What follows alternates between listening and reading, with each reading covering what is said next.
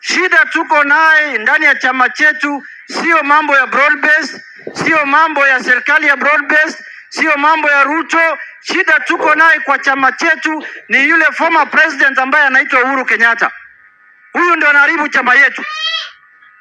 Yule anaharibu chama ya ODM, sio William Ruto, sio broad based. Yule anaharibu chama ya ODM. Nataka niseme hapa nikiwa Lamu County hapa ni ya kwamba ni yule rais mstaafu ambaye anaitwa Uhuru Muigai Kenyatta. Tunataka kuomba yeye tukiwa hapa Lamu, tafadhali wachana na chama chetu. Uko na Jubilee, uko na chama yako, umekataa kustaafu, umebaki kama mwenyekiti ya hiyo chama, kama party leader, uko na project yako inaitwa Matiangi, tafadhali fanya kazi yako. Sisi hatuwache tupambane na hali yetu.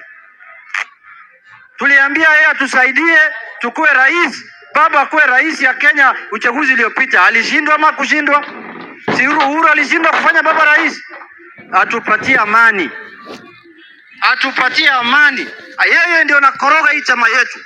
Hii wapinzani wote unawaona na kila kitu, yeye ndio kiongozi yao. Anajificha huko kwake, lakini hapa chini anatumana.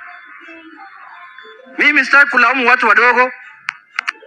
Watu wadogo siwezi kulaumu ati hao ndio wanaharibu chama. Yule samaki kubwa ambaye anaharibu chama ya ODM na anataka chama ya ODM iungane na yeye ili tutoe William Ruto kwa mamlaka ni Uhuru Muigai Kenyatta, na sisi hatuendi hiyo barabara. Hiyo barabara tulienda 2022, hatutarudi tena. Wangapi wanaunga mimi mkono hiyo nione kwa mkono? Nani anaweza ungana na mtu amestaafu? Wewe unaweza ungana na mzee amestaafu?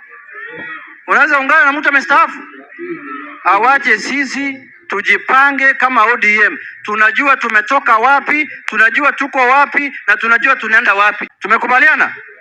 Ya mwisho, tuko na kiongozi wetu wa ODM anaitwa Dr. Oburu Oginga. Yeye ni kakake baba Raila Amolo Odinga.